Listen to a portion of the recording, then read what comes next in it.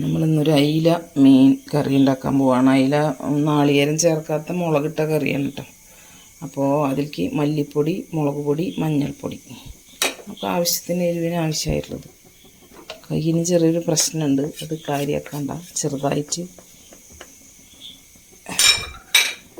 അപ്പോൾ അതൊന്ന് ചൂടാക്കി എടുക്കട്ടെ. ഒന്ന് ചൂടായി കഴിഞ്ഞാൽ നമുക്കിതൊന്ന് അരച്ചെടുക്കാം. പച്ചമണം ഒന്ന് മാറ്റിയെടുക്കാം ആദ്യം തന്നെ.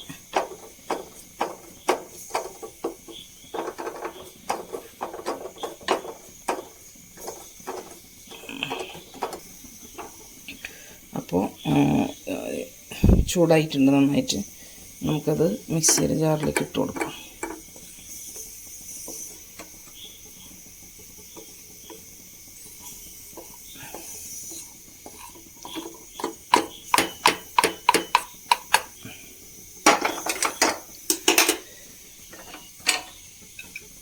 അതിലേക്കൊരു തക്കാളി ചേർത്തിട്ട് നന്നായി അരച്ചെടുക്കണം. നമ്മൾ വെളിച്ചെണ്ണയാണ് ഒഴിച്ച് കൊടുക്കുന്നത്. ചട്ടി ഒന്ന് ചൂടായിക്കോട്ടെ.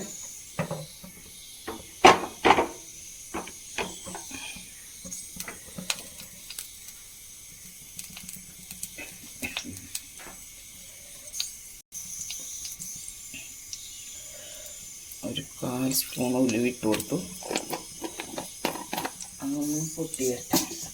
ചൂടാവുമ്പോൾ ചട്ടി ഉലുവയൊക്കെ പൊട്ടി വന്നിട്ടുണ്ട്. അപ്പോൾ നമുക്കിതിലേക്ക് ചെറിയ ഉള്ളി, പച്ചമുളക്, വേപ്പില, 2 വെളുത്തുള്ളി, ഇഞ്ചി എല്ലാം കൂടെ അരിഞ്ഞത് ഇട്ട് കൊടുക്കണം.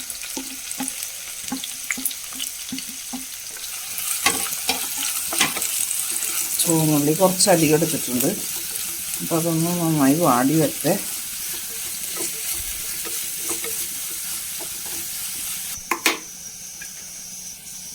അപ്പോൾ നമ്മൾ ആ മിക്സിയുടെ ജാറിലേക്ക് ഇട്ട് കൊടുത്തിട്ട് നന്നായി അരച്ച് എടുത്തിട്ടുണ്ട്. നല്ല പൊടികളായതുകൊണ്ട് അത് പെട്ടെന്ന് അരിഞ്ഞ് കിട്ടില്ല. അതിലേക്ക് നമുക്ക് കുറച്ച് ചൂടുവെള്ളം ഒഴിച്ച് കൊടുക്കാം. നന്നായി ഇളക്കി കൊടുക്കാം.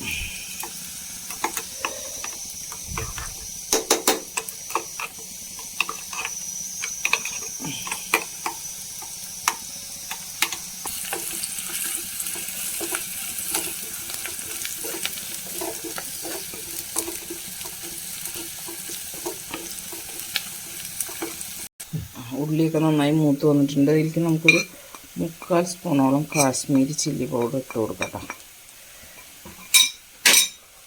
ഒരു കളറിന് വേണ്ടിയിട്ട്. നമ്മുടെ കൈക്ക് കുറച്ച് പ്രശ്നമുണ്ട് കേട്ടോ. കഴിഞ്ഞ ദിവസം പറഞ്ഞല്ലോ.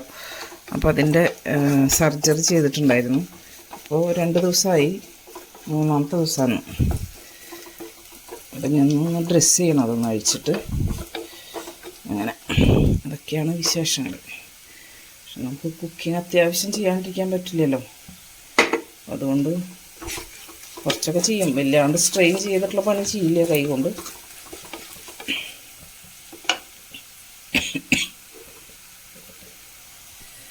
അതിൻ്റെ പച്ചമണം മാറിയപ്പോൾ നമുക്ക് ഈ അരച്ച് വെച്ച തക്കാളി നമ്മൾ ചൂടാക്കിയ പൊടികളും കൂടി ചേർത്ത് അരച്ചതില്ലേ, അത് ഒഴിച്ചു കൊടുക്കാം. അതിൽ മിക്സിയുടെ ജാറിലേക്ക് കുറച്ച് വെള്ളം കൂടി ഒഴിച്ചിട്ടൊന്ന് നന്നായി കുലുക്കിയിട്ട് ഒഴിച്ച് കൊടുക്കണം. അപ്പോൾ അതൊന്ന് 1 മിനിറ്റ് നമ്മൾ മിക്സിയുടെ ജാറിലേക്ക് ആവശ്യത്തിന് വെള്ളമൊക്കെ ചേർത്ത് ഒഴിച്ച് കൊടുത്തിട്ടുണ്ട്. നമ്മൾ ഉപ്പിട്ടിട്ടുണ്ടായിരുന്നില്ല, ഉപ്പിട്ട് കൊടുക്കാം. പുളി ചേർത്തിട്ടില്ല. അപ്പോൾ മാങ്ങ മുഴുവനുമില്ല, മുറിച്ച് വെച്ചതാണ്. 3/4 ഭാഗം മാങ്ങയുടെ അതും കൂടി ഇട്ട് കൊടുക്കണം. പിന്നെ ഇത് നന്നായി ഒന്ന് തിളച്ച് വരട്ടെ.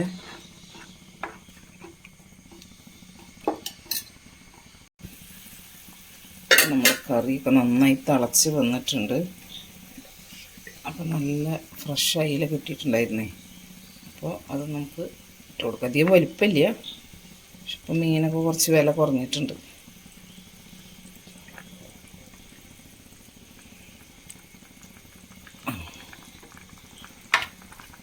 മീനൊക്കെ അതിലേക്ക് വെച്ച് കൊടുത്തിട്ടുണ്ട്.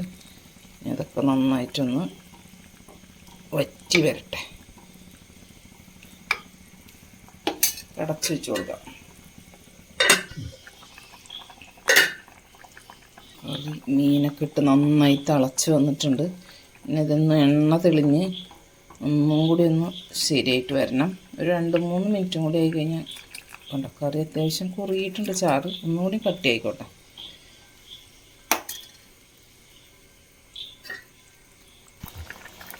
നമ്മുടെ അയിലക്കറി റെഡി ആയിട്ടുണ്ട്. 2 വേപ്പില ഇട്ട് കൊടുക്കാം. ഒരു തുള്ളി വെളിച്ചെണ്ണ, അധികമില്ല കേട്ടോ, ഒരു സ്വല്പം വെളിച്ചെണ്ണ ഒഴിച്ച് കൊടുക്കാം. പച്ച വെളിച്ചെണ്ണ. കറിക്ക് കുറച്ചും കൂടി ഒരു ടേസ്റ്റ് വരും. നല്ല ടേസ്റ്റ് ആയിട്ടുള്ള കറി കേട്ടോ അയിലക്കറി. നമ്മൾ ആ മുളകൊക്കെ ചൂടാക്കി അരച്ചത് കൊണ്ട് തന്നെ മുളകിൻ്റെ കുത്തൊന്നുമില്ല, നല്ല ടേസ്റ്റ് ഉണ്ട്. അപ്പോൾ ഒന്ന് ഓഫ് ചെയ്യാൻ പോവാണ്. ഒന്നും കൂടി തന്നെ ഇരുന്ന് കുറുകി വരുമല്ലോ, മൺചട്ടിയല്ലേ. അപ്പോൾ അതുകൊണ്ട് കുറച്ചും കൂടി കുറുകിക്കോളും. മതി, നമ്മൾ ഗ്യാസ് ഓഫ് ചെയ്യാൻ പോവാണ്. അയിലക്കറി ഇവിടെ റെഡി ആയിട്ടുണ്ട്. ഇന്നലെ നമ്മൾ ഇട്ടുണ്ടായിരുന്നു ഒരു റൈസിൻ്റെ റെസിപ്പി ഇട്ടുണ്ടായിരുന്നു. അത് നമ്മൾ മുൻപ് എടുത്തു വെച്ചിരുന്നൊരു വീഡിയോ ആയിരുന്നു. പക്ഷെ ആ റൈസ് ഭയങ്കര ടേസ്റ്റ് ഉള്ളതാട്ടോ. നമ്മൾ ഈ എല്ലില്ലാത്ത ചിക്കൻ വെച്ചിട്ട് ഉണ്ടാക്കുന്ന റൈസ് നല്ല ടേസ്റ്റാണ്. നമ്മൾ സാധാരണ ഉണ്ടാക്കുന്ന ബിരിയാണി കഴിക്കുന്നതിനേക്കാളും സൂപ്പർ ടേസ്റ്റാണ് ആ റൈസ്. ആ റൈസ് മാത്രം കഴിക്കാനും നല്ല ടേസ്റ്റാണ്. അപ്പോൾ അതുപോലെ ഉണ്ടാക്കാത്ത ആൾക്കാരൊന്നും ഉണ്ടാക്കി നോക്കിക്കോളൂട്ടോ. കാണാത്ത ആൾക്കാർ ആ വീഡിയോ ഒന്ന് കണ്ടു നോക്കണേ.